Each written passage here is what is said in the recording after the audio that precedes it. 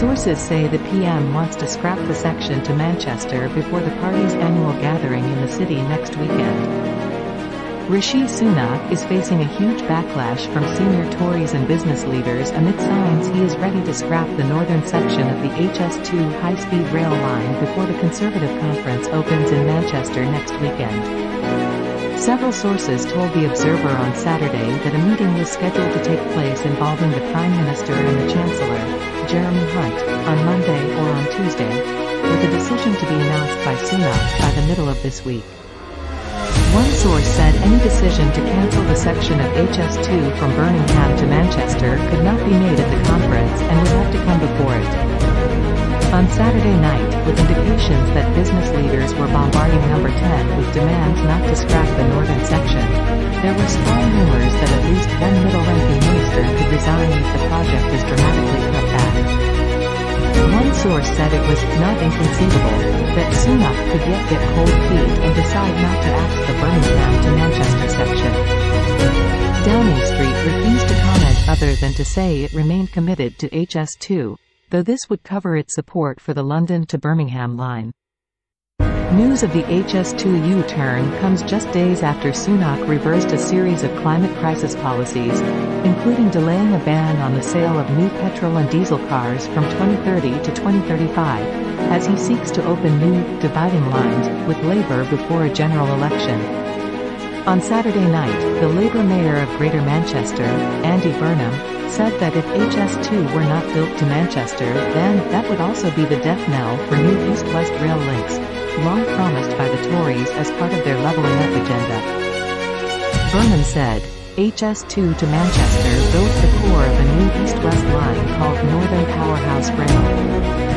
If the government pulls the plug on HS2, they will be pulling the plug on that new east-west line, and on the north as a whole. We will be left with Victorian rail infrastructure, while the southern half of the country will be connected by new high-speed lines.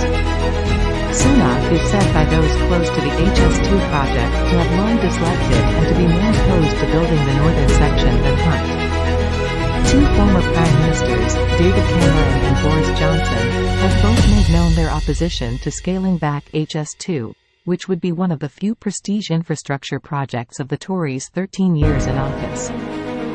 There are also growing suggestions that HS2 will not, as planned, run to Euston Station in a further cost-cutting measure. This weekend, Sadiq Khan, the mayor of London, has written to Sunak saying that if this is the case, a journey from London to Birmingham on existing lines would be quicker than on the proposed new one. The Observer understands that there is concern across Whitehall, including inside the Treasury, that cutting the leg beyond Birmingham would destroy the business case for the project. A Whitehall source said, "Without doing Euston and a bit above Birmingham, the entire economics of the program don't stack up."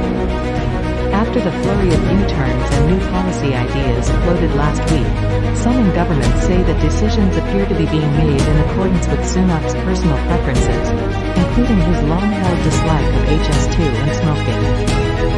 Some text goes here is a strange basis to make policy, said one senior Tory. The growing view in Whitehall is that number 10 is driving ahead with a range of radical policy switches to both open dividing lines with Labour and give a clear definition to the Sunak prime ministership. Jason McCartney, Tory MP for Colne Valley in West Yorkshire, said it would be a huge blow for the north if HS2 were not built in full, along with Northern Powerhouse Rail. We need both parties to support these projects.